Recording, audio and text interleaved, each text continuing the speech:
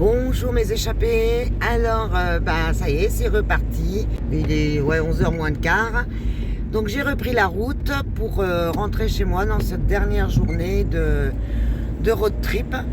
Et je suis donc entre Nîmes et Alès. Et comme vous allez le voir, le temps est pas au plus fort. Voilà, dans le sud, il pleut aussi. Donc voilà, là je longe le Gardon. Et donc c'est parti pour 5 heures de route en tout et pour tout. Il me reste 400 et quelques kilomètres pour rejoindre mon domicile. Voilà. J'essaierai de filmer un petit peu, trouver quelques vidéos pour vous montrer un petit peu s'il y a des choses intéressantes. Parce que je suis pas sûre, on verra. Allez, c'est parti, on prend la route et zou. En tout cas, j'ai passé une super soirée chez mes amis.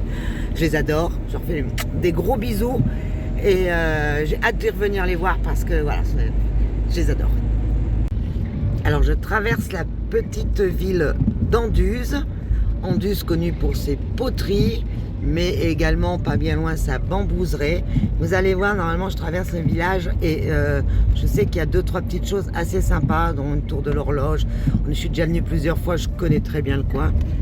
Voilà, regardez, ça c'est le château. Hop.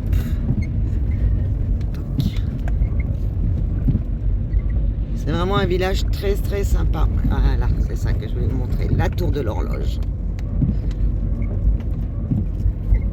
Normalement, quand il fait beau, c'est vachement plus sympa, évidemment. Quel dommage que le temps soit pas avec moi, parce que regardez comme c'est beau. Donc là, je suis dans les gorges du Gardon. Alors, elles sont profondes parce que quand le Gardon se met en colère, je peux vous dire que ça ne rigole pas du tout. Qui sort de son lit, donc... Mais c'est... ouais. Dommage que le temps ne soit pas de la partie, parce que franchement, c'est chouette. C'est vraiment un bel endroit. On voit même pas les montagnes. J'arrive à Saint-Jean-du-Gard. Alors, Saint-Jean-du-Gard, pour ceux qui ne le savent pas, c'est le point réel d'arrivée du chemin de Stevenson, appelé aussi GR70, de Robert Louis Stevenson, que j'ai commencé à faire au mois de mai et que j'espère pouvoir finir le plus rapidement possible. Voilà, donc je vous mettrai le lien dans la vidéo, comme ça, peut-être là, ici, j'en sais rien, on verra. Bon, alors la corniche des Cévennes, ça doit être magnifique quand il fait beau, mais alors là, franchement, je me rends compte vraiment qu'on est bientôt fin.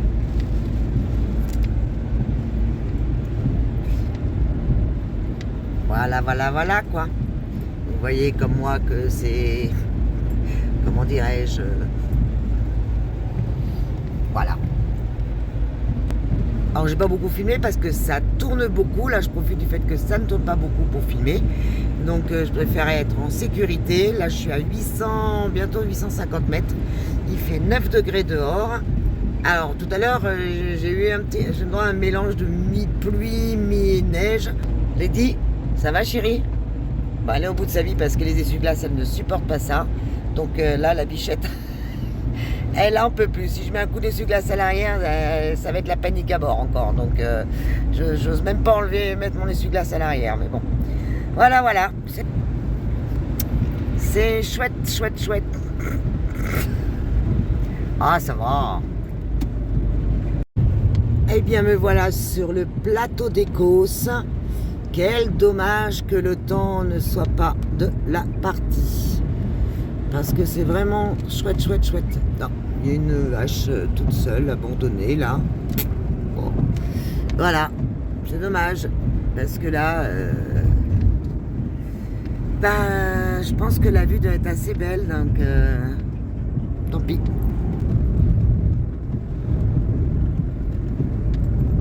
Je vais même pas mettre de musique. Sinon, droit d'auteur. Ça tombe beaucoup depuis tout à l'heure aussi. J'arrive à Florac. Regardez-moi comme c'est beau. Quel dommage.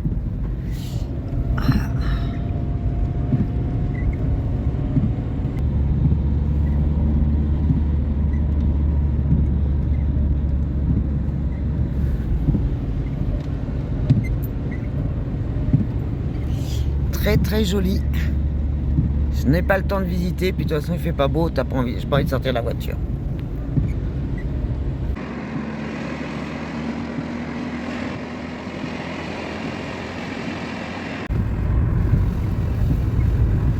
Il y a de ces bourrasques devant par moment. Je suis pas loin du Mont Lozère, joli. Ça va pas découvrir.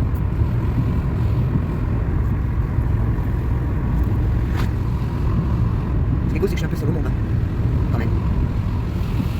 Et je vais redescendre. Bon, ben le soleil est de retour. Je suis dans le Cantal. Voilà, j'ai quitté la Lozère.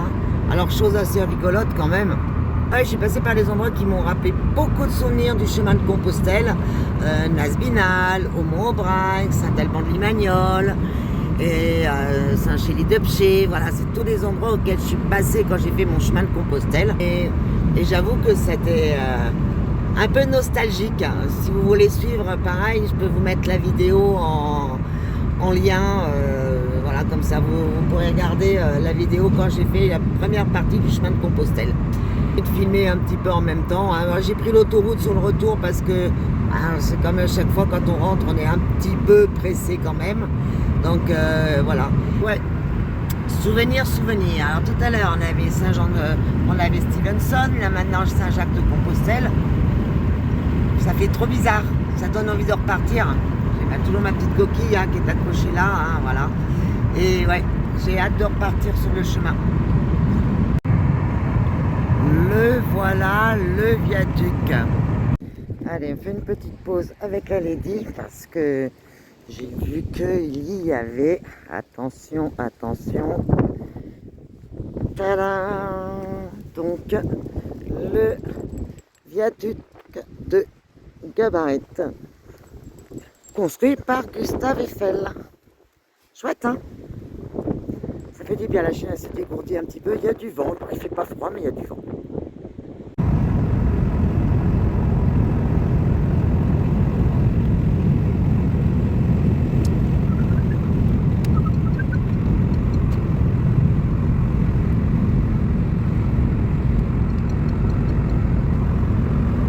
Le Péonvlet maintenant, mais j'y crois pas.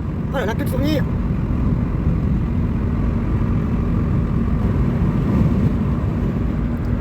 Un appel encore.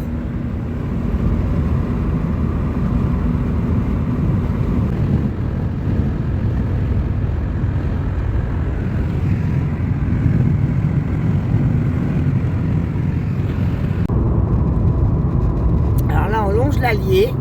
Et depuis le début, là, j'ai plein de châteaux, plein d'anciens volcans. Je ne sais pas si vous voyez celui-là.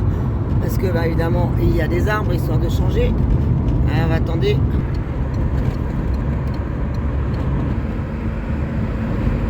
Allez, on arrive sur Clermont-Ferrand. Et là, on va... Alors, je vais essayer de faire un peu mieux. Hop, parce qu'il y a beaucoup de vent. Ça tourne la route beaucoup. Hop, mais là, nous avons le Puy-de-Dôme. Ah merde, oh putain, c'est pas possible. Le Puy-de-Dôme, on recommence, voilà. Qui est bien dégagé par rapport à quand j'y suis allé lundi. C'est clair, on le voit bien là cette fois. On le voit bien là, hein.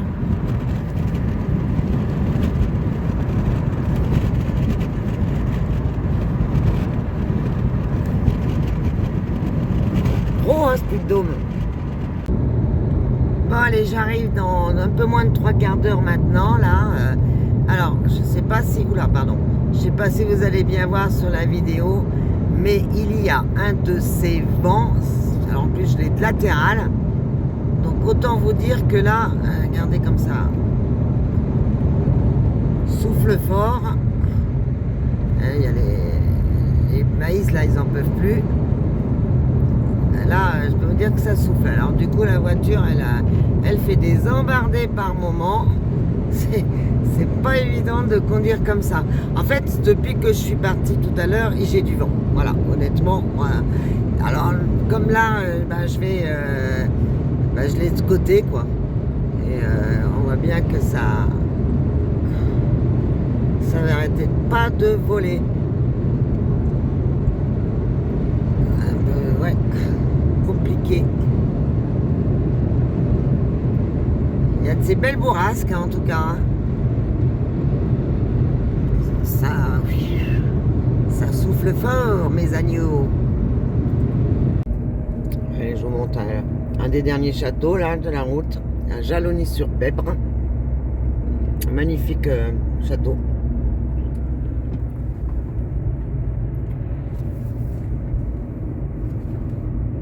Voilà, et bon, ce sera tout après. Eh bien, voilà, je suis arrivée chez moi, j'ai déchargé la voiture et tout. C'est la fin de ce road trip. Jour 7. J'essaierai de faire un débrief fin de semaine prochaine pour vous dire un peu mon ressenti par rapport à l'Espagne, par rapport comment j'ai dormi dans la voiture, voilà, l'ensemble des choses, comment ça s'est passé pour la chienne, parce que des fois ça peut intéresser aussi ceux qui ont des animaux pour se poser des questions. Et puis, bah, écoutez, je vous dis à une prochaine aventure, prochaine échappée sauvage. Bonne fin de journée, à bientôt. Ciao.